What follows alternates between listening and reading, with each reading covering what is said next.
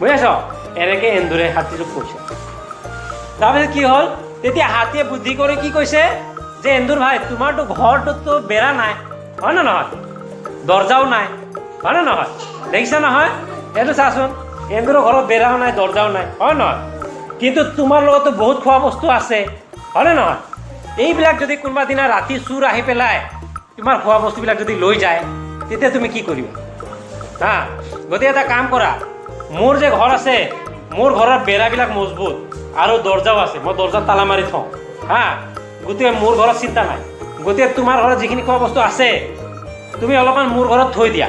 তেতিয়া তোমাৰো চিন্তা নাথাকিব এনেকৈ কি হাতীটোৱে কি কৰিলে বুদ্ধি কৰি এন্দুৰক ক'লে দেই